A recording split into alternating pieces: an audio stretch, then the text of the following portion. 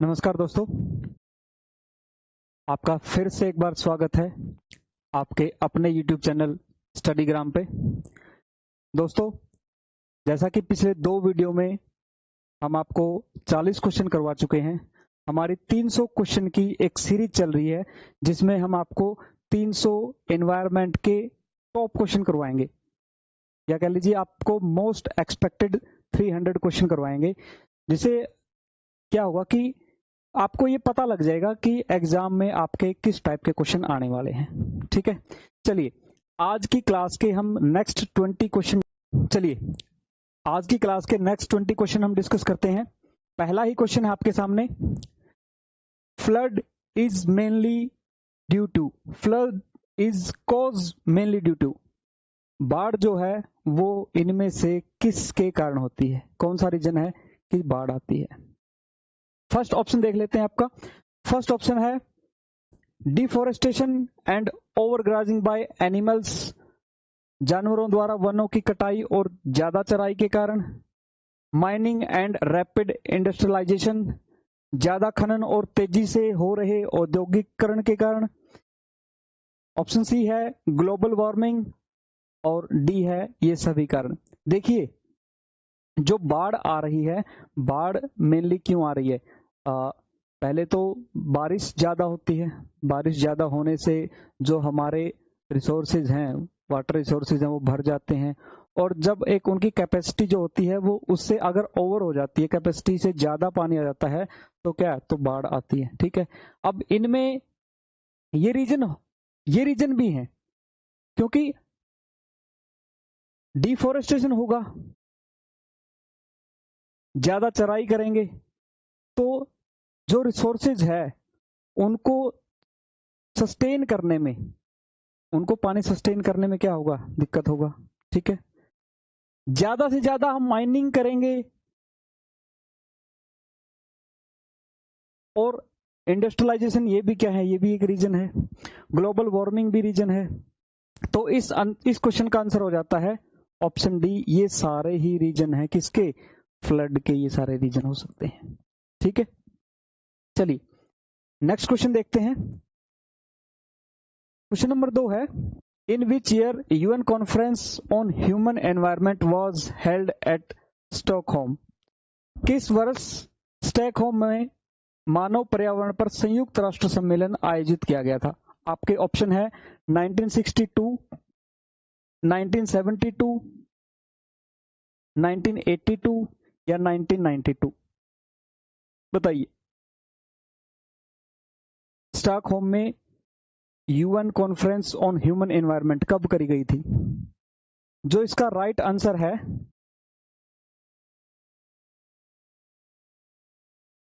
वो है आपका ऑप्शन बी, 1972 में।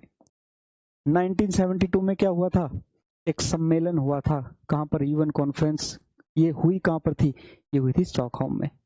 ठीक है, चलिए यहां से मैं आपको एक क्वेश्चन पुट कर रहा हूं, आपने बताना है जो स्टॉकहोम है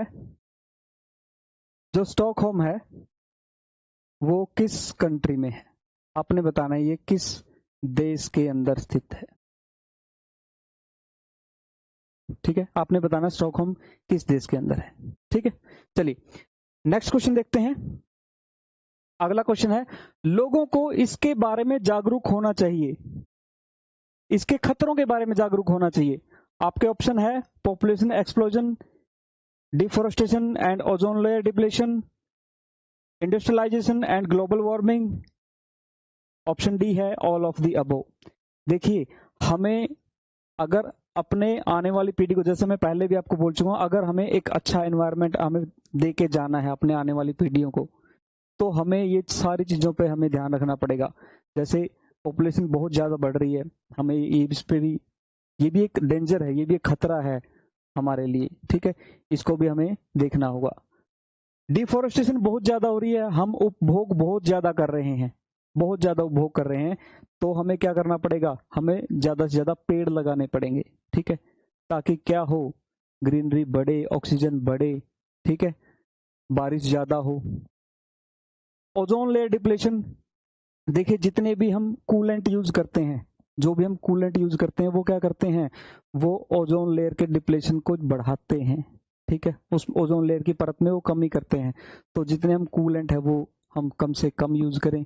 इंडस्ट्रियलाइजेशन और ग्लोबल वार्मिंग, ये दोनों भी क्या है, ये दोनों भी हमारे लिए क्या है, खतरा है, ठीक है।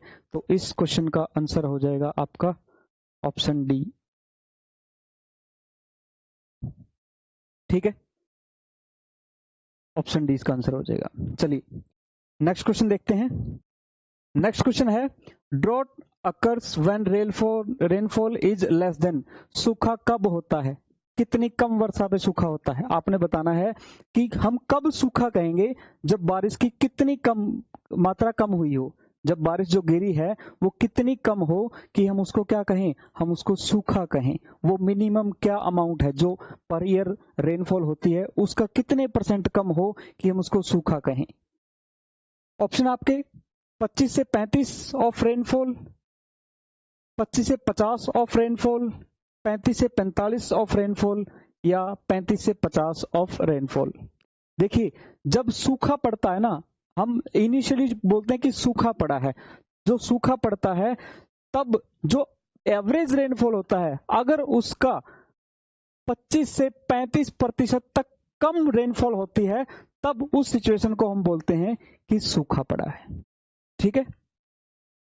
तो इस क्वेश्चन का आंसर हो जाएगा कि जब 25 से 35% रेनफॉल कम होती है, जो एवरेज रेनफॉल होती है उसका जब 25 से 35% तक वर्षा कम होती है, उस सिचुएशन को हम बोलते हैं सूखा, ठीक है।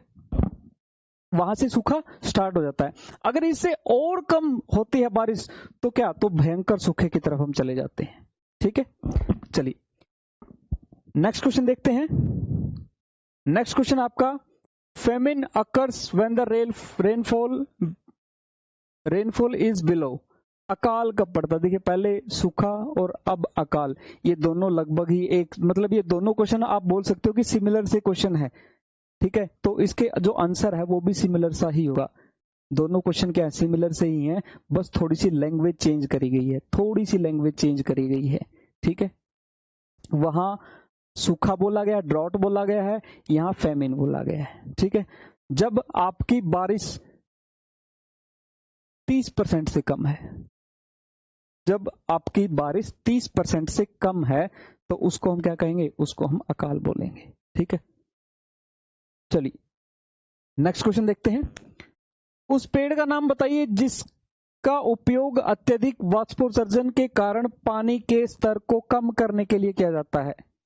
बताएं भाई, आपने बताना है ये कौन सा पेड़ होता है, ये कौन सा पेड़ है जो क्या करता है, ज्यादा से ज्यादा क्या करता है, ट्रांसपीरेशन करता है। ट्रांसपीरेशन करके क्या है, जो पानी है उसको ज्यादा से ज्यादा बाहर निकाल देता है, एक्सेस में करता है, एक्सेसिव ट्रांसपीरेशन करता है। कौन सा पेड़ होता है वो, कोकोनट ट्री नहीं, कोकोनट ट्री इसका आंसर नहीं हो सकता।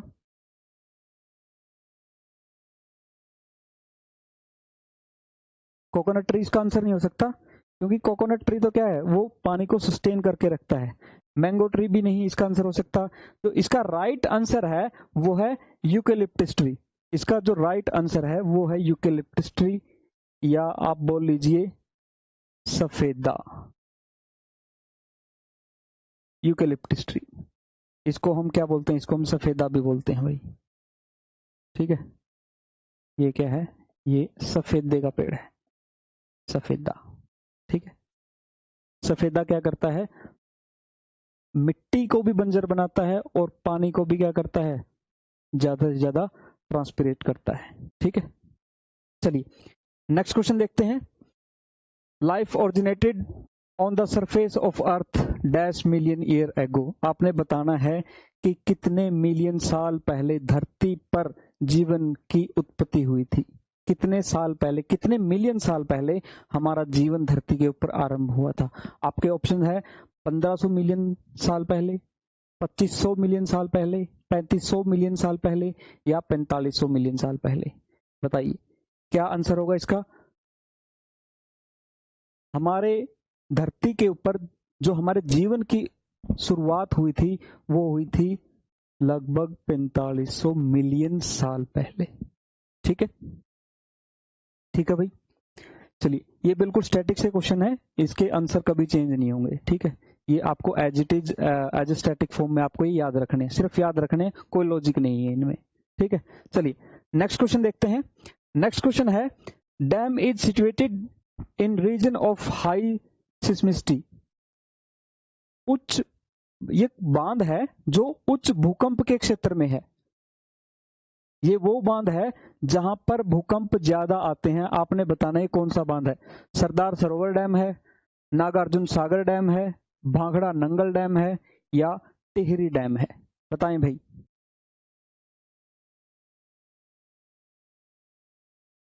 तो जो इसका राइट आंसर हो जाता है वो हो जाता है भाखड़ा नंगल डैम। भाखड़ा नंगल डैम क्या है? ये ऐसे जोन में बना हुआ है जहां पर भूकंप आने के चांसेस ज्यादा हैं। ठीक है, आपको यही पूछ सकता है कि ऐसा बांध, उस क्षेत्र में बना हुआ बांध जहां पर भूकंप आने के चांसेस ज्यादा है, तो कौन सा बांध है? वो है आपका भाखड़ा नंगल डैम। ठीक है, इससे लास्ट क्लास में मैंने आपसे एक क्वेश्चन पूछा था, largest dam of India, largest dam of India पूछा था मैंने आपसे। वो बांध कौन सा है? वो बांध है हमारा टिहरी बांध। ठीक है, लार्जेस्ट डैम। ठीक है, अगर आपसे ये पूछा जाए, अगर आपसे पूछा जाता है कि भाखड़ा नंगल डैम कहां पर है? भाखड़ा नंगल डैम कहां पर है भाई? भाखड़ा नंगल डैम है हिमाचल प्रदेश में, हिमाचल प्रदेश के बिलासपुर में। कहां पर है? हिमाचल प्रदेश के बिलासपुर में। ठीक है, चलिए नेक्स्ट क्वेश्चन देखते हैं। नेक्स्ट क्वेश्चन है, the gas which destroy chlorophyll in the plant leaves. आपने बताना है कि इनमें से वो कौन सी गैस है जो प्लांट लीव के अंदर क्लोरोफिल को नष्ट करती है, क्लोरोफिल को खत्म करती है। देखिए क्लोरोफिल क्या है? क्लोरोफिल एक ग्रीन पिगमेंट है जो क्या काम करता है? जो पेड़ के पत्तों में होता है और भोजन बनाने का काम करता है। पेड़ के लिए भोजन बनाने का काम कहां पर होता है? क्लोरोफिल के द्वारा होता है। ठीक है, आपने बताना है कि इनमें से वो कौन सी गैस है जो इस क्लोरोफिल को खत्म करती है, क्लोरोफिल को नष्ट करती है। आपके ऑप्शन है SO3, CO2, SO2 या H2S। बताइए। तो यहां पर जो आपका राइट आंसर हो जाएगा वो हो जाएगा SO2। SO2 क्या करता है? SO2 क्या करता है भाई? क्लोरोफिल को नष्ट करता है, क्लोरोफिल को खत्म करता है। ठीक है, जिसके कारण क्या है? पेड़ की जो पत्तियां हैं वो भोजन बनाने में क्या है? कम कैपेबल हो जाती हैं। ठीक है, और जिससे फिर पत्तियां क्या है? पत्तियां धीरे धीरे सूखनी शुरू हो जाती हैं। ठीक है, चलिए नेक्स्ट क्वेश्चन देखते हैं। नेक्स्ट क्वेश्चन है, निम्नलिखित 3 R में से किसे पर्यावरण के अनुकूल माना जाता है? बहुत इंपॉर्टेंट क्वेश्चन है, आपके एग्जाम के पॉइंट ऑफ व्यू से बहुत इंपॉर्टेंट क्वेश्चन है भाई ये, कि 3R क्या है? 3R क्या है जिन्हें हम एनवायरमेंटल फ्रेंडली माने? वो 3R कौन कौन से हैं? मैं आपको डायरेक्ट आंसर ही बता रहा हूं इसका। तो वो 3R है हमारे, रिड्यूस, रीयूज और रिसाइकिल। ये 3R हैं, रिड्यूस, रीयूज और रिसाइकिल। खपत कम करना, चीजों को दोबारा यूज करना और दोबारा पुनर्चक्रण के बाद चीजों को यूज करना। ये 3R हैं जो एनवायरमेंट फ्रेंडली हैं। ठीक है, जो हमारे पर्यावरण के अनुकूल हैं। ठीक है, मैं दोबारा से फिर बता रहा हूं, रिड्यूस, रीयूज और रिसाइकिल। ठीक है, ये 3R हैं जो हमारे लिए पर्यावरण के अनुकूल हैं या एनवायरमेंट फ्रेंडली हैं। ठीक है, चलिए नेक्स्ट क्वेश्चन देखते हैं। नेक्स्ट क्वेश्चन है, the forest which occur in low rainfall. इनमें से वो कौन से वन हैं जो कम बारिश के क्षेत्र में पाए जाते हैं? इनमें से वो कौन से वन है जो कम बारिश के क्षेत्र में पाए जाते हैं? आपके ऑप्शन है सदाबहार वन, शंकुधारी वन, पर्णपाती वन या इनमें से सभी? बताएं भाई। तो जो आपका राइट आंसर यहां पर हो जाता है वो है डेसिडुअस फॉरेस्ट या पर्णपाती वन। पर्णपाती वन क्या है? कम बारिश के क्षेत्र में होते हैं, ठीक है। जहां पर बारिश कम होती है वहां पर उगने वाले वन कौन से हैं? पर्णपाती वन या डेसिडुअस फॉरेस्ट, ठीक है। चलिए नेक्स्ट क्वेश्चन देखते हैं। नेक्स्ट क्वेश्चन है, पृथ्वी की सतह से कितने किलोमीटर ऊपर तक वायुमंडल है? आपने बताना है पृथ्वी की सतह से कितने किलोमीटर ऊपर तक वायुमंडल है। आपके ऑप्शन है 500 किलोमीटर, 1000 किलोमीटर, 1500 किलोमीटर या 2000 किलोमीटर। बताएं भाई। यहां पर जो आपका राइट आंसर हो जाता है वो है 500 किलोमीटर। 500 किलोमीटर तक क्या है? नियर अबाउट 500 किलोमीटर तक आपका क्या है? एटमॉस्फेयर है।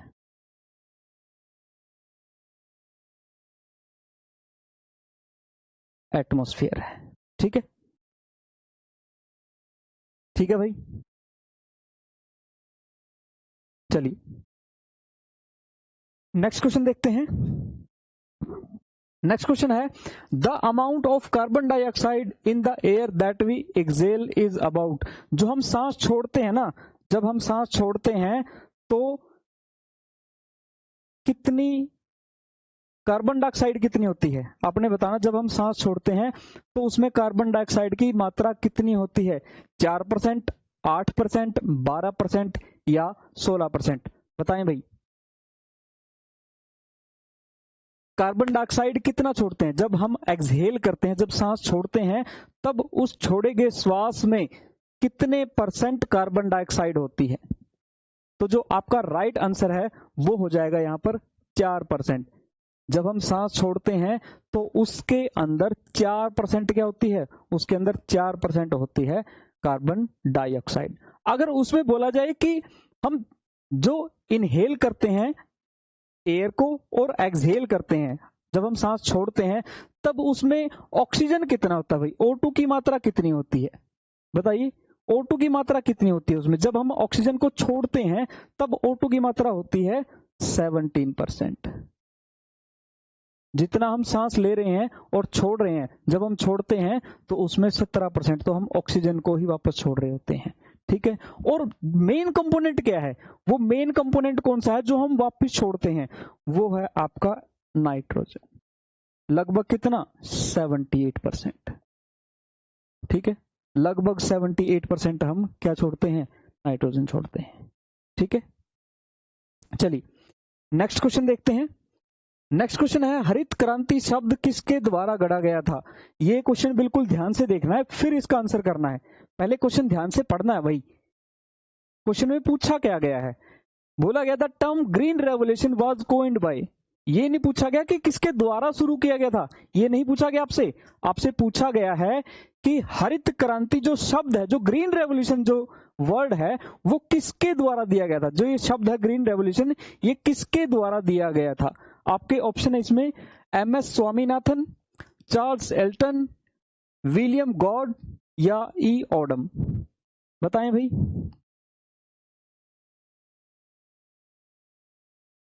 ग्रीन रेवोल्यूशन, ग्रीन रेवोल्यूशन जो शब्द है वो किसके द्वारा दिया गया था?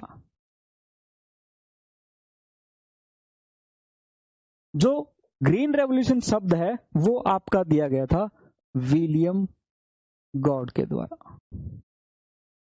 अगर आपसे पूछा जाए कि भारत के अंदर हरित क्रांति को शुरू करने का श्रेय किसको दिया जाता है, तब हमारा आंसर क्या होगा? MS स्वामीनाथन। अगर आपसे पूछें कि भारत में हरित क्रांति, भारत के अंदर जो हरित क्रांति है वो शुरू किसने करी? वो शुरू करी MS स्वामीनाथन ने, ठीक है। MS स्वामीनाथन ने भारत में। और अगर पूछा जाए कि वर्ल्ड के अंदर, पूरे विश्व के अंदर वो कौन थे जिन्होंने हरित क्रांति की शुरुआत करी? चलिए ये आपको मैं होमवर्क दे रहा हूं, आपने मुझे इसका आंसर कमेंट बॉक्स में देना है, ठीक है। सबसे पहले वर्ल्ड के अंदर जो ग्रीन रेवोल्यूशन है,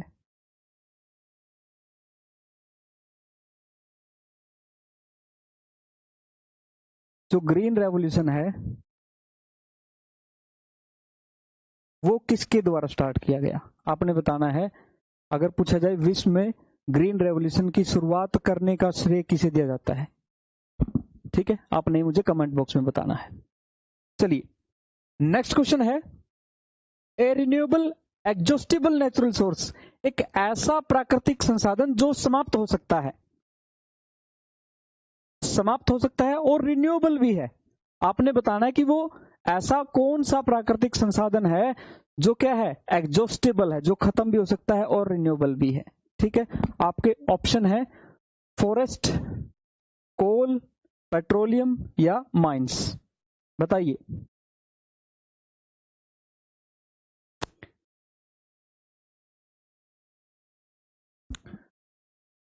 बताएं भाई, कौन सा वो प्राकृतिक संसाधन है जो खत्म भी हो सकता है, रिन्यूएबल भी है, एग्जॉस्टिबल भी है। ठीक है, देखिए रिन्यूएबल क्या है, रिन्यूएबल है जो रिन्यू हो जाए, जो दोबारा से फिर हम बना सकें, ऐसी चीजें जिनको हम दोबारा से फिर बना सकें। तो इनमें से जो हमें दिख रहा है ना, इनमें से जो हमें दिख रहा है, जो हम दोबारा बना सकते हैं, हम क्या कर सकते हैं, हम फॉरेस्ट ही बना सकते हैं भाई। ज्यादा से ज्यादा पेड़ लगाकर हम क्या फॉरेस्ट क्रिएट कर सकते हैं, जंगल बना सकते हैं हम कोल नहीं बना सकते, पेट्रोलियम नहीं बना सकते, मिनरल्स नहीं बना सकते।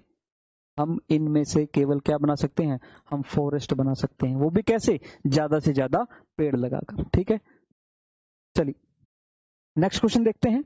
नेक्स्ट क्वेश्चन देखते हैं, %% of the world area consist of forest land. आपने बताना है विश्व क्षेत्र का कितने प्रतिशत वन भूमि है, हमारे टोटल वर्ल्ड का कितने % एरिया पर वन है। बेसिकली आपसे पूछना जाता है कि हमारे पूरे वर्ल्ड का कितने % एरिया के ऊपर वन है। आपके ऑप्शन है 25%, 30%, 31% या 33%। तो मैं आपको बता दूं, जो हमारे वर्ल्ड का जो टोटल एरिया है, उस एरिया के 31% एरिया पर क्या है, 31% एरिया पर है हमारा फॉरेस्ट। ठीक है, 31% एरिया पर क्या है, फॉरेस्ट है। ठीक है, चलिए नेक्स्ट क्वेश्चन देखते हैं। नेक्स्ट क्वेश्चन है, why should we conserve forest and wild life, हमें वन और वन्य जीवों का संरक्षण क्यों करना चाहिए, क्यों करना चाहिए भाई। To protect biodiversity, to maintain balance, to continue food chain या ये सभी। देखिए हमें वन और वन्य जीवों का संरक्षण करना चाहिए। क्यों करना चाहिए, क्योंकि इससे क्या है, हमारे एनवायरनमेंट के अंदर एक विविधता पैदा होगी, बायोडाइवर्सिटी पैदा होगी। ठीक है, अलग अलग टाइप के जीव होंगे, अलग अलग टाइप के हम पेड़ पौधे उगाएंगे, तो अलग अलग टाइप की जब वेजिटेशन एंड एनिमल्स होंगे तभी क्या होगा, तभी हमारी बायोडाइवर्सिटी होगी। ठीक है, अगर हमें बायोडाइवर्सिटी को प्रोटेक्ट करना है तो हमें वन और वन्य जीवों का संरक्षण करना पड़ेगा भाई। ठीक है, नेक्स्ट है टू मेंटेन बैलेंस। देखिए बैलेंस, बैलेंस मीन्स क्या, जो टेम्परेचर है, ठीक है, जो मेनली जो टेम्परेचर है, अगर हमें टेम्परेचर को बैलेंस रखना है तो हमें ज्यादा से ज्यादा क्या करना पड़ेगा, ज्यादा से ज्यादा हमें पेड़ लगाने पड़ेंगे, ज्यादा से ज्यादा हमें क्या करना पड़ेगा, फॉरेस्ट चाहिए होंगे भाई उसके लिए ज्यादा। ठीक है, और फॉरेस्ट अगर ज्यादा होंगे तो वहां पर क्या होगा, वाइल्ड लाइफ भी होगी। ठीक है, तो ये भी सही है। टू कंटिन्यू फूड चेन, ये बहुत बढ़िया भाई। देखिए फूड चेन, जैसे हम क्या खाते हैं, हम वेजिटेशन खाते हैं, ठीक है, वेजिटेशन खाते हैं, ठीक है, एनिमल वेजिटेशन खाते हैं, फिर एनिमल को दूसरे एनिमल खाते हैं, और इस टाइप से फूड चेन क्या है, इस टाइप से फूड चेन चलती रहती है। अगर हमें ये फूड चेन चलानी है तो हमें क्या करना पड़ेगा, तो हमें कंजर्व करने पड़ेंगे फॉरेस्ट और क्या, वाइल्ड लाइफ। ठीक है, क्योंकि इन सभी चीजों के अंदर फॉरेस्ट और वाइल्ड लाइफ के द्वारा ही क्या है, आपकी फूड चेन, जो भोजन चक्र है वो क्या है, मेनली पेड़ों और एनिमल्स के द्वारा ही चल रहा है। ठीक है, तो फूड चेन को हमें कंटिन्यू करने के लिए क्या करना पड़ेगा, फॉरेस्ट कंजर्व करने पड़ेंगे और वाइल्ड लाइफ भी कंजर्व करने पड़ेंगे। तो हमारा राइट आंसर हो जाएगा ऑल ऑफ द अबव। ठीक है, चलिए नेक्स्ट क्वेश्चन है, water harvesting is a method which, जल संचयन एक विधि है जो क्या करती है, क्या करती है भाई? देखिए, अगर हम पानी को हार्वेस्ट करेंगे, वाटर हार्वेस्टिंग करेंगे, पानी को संचय करेंगे तालाबों के अंदर, बावड़ियों के अंदर, ठीक है, अगर हम पानी को संचय करेंगे तो क्या होगा? बिल्कुल भाई, हमारा ए ऑप्शन ही राइट हो जाता है, इंक्रीज होगा ग्राउंड वाटर लेवल। देखिए, जब तक हम पानी को स्टोर नहीं करेंगे कुओं में, तालाबों में, बावड़ियों में, इस टाइप से जब तक हम वाटर हार्वेस्टिंग नहीं करेंगे तब तक जो हमारा ग्राउंड वाटर लेवल है वो बढ़ेगा नहीं। उनमें क्या होगा? मेनली पानी धीरे धीरे रिस्क के कहाँ जाएगा? जमीन के अंदर जाएगा, और जो हमारा वाटर लेवल है वो क्या है? वो इंक्रीज हो जाएगा। ठीक है, इसलिए वाटर हार्वेस्टिंग भी क्या है? बहुत जरूरी है। आजकल ये हम बिल्कुल भी नहीं कर रहे। हमें बहुत ज्यादा ध्यान देने की जरूरत है हमारे वाटर रिसोर्सेज पे। क्यों? क्योंकि पानी, पीने लायक पानी बहुत कम रह गया है। हमें इसे क्या करना पड़ेगा? इसे भी प्रोटेक्ट करना पड़ेगा। ठीक है, तो आप सभी से मेरी ये अपील है कि आप क्या करें, अगर कहीं पानी व्यर्थ चल रहा हो, कोई नल वैसे ही खुला हो, उसको बंद करें। पानी का जितना यूज जितना सफिशिएंट हो सकता है आप उतना ही यूज करें। कई बार हम क्या करते हैं, गाड़ियां धोने लग जाते हैं, ऐसे टैप वाटर सबमर्सिबल चलाते हैं और पूरे प्रेशर के साथ हम अपनी गाड़ियां कुछ भी मतलब वॉश करने लग जाते हैं। तो उससे क्या है भाई, उससे आप एक बाल्टी से भी गाड़ी को साफ कर सकते हैं। बाल्टी में पानी लेके तब भी आप साफ कर सकते हो गाड़ी को। ठीक है, आपको पूरी मोटर चलाने की जरूरत नहीं है। तो इस टाइप की जो छोटी छोटी चीजें हैं, ये छोटी छोटी चीजें करके आप क्या कर सकते हैं? पानी को बचा सकते हैं, व्यर्थ होने से बचा सकते हैं। ठीक है, चलिए इसी के साथ हम आज आपसे विदा लेते हैं। आज की क्लास यही समाप्त करते हैं। फिर से हाजिर होंगे आपके सामने नेक्स्ट 20 क्वेश्चन के साथ। तब तक के लिए थैंक यू, धन्यवाद। तब तक पढ़ते रहिए और यूं ही आगे बढ़ते रहिए। Thank you.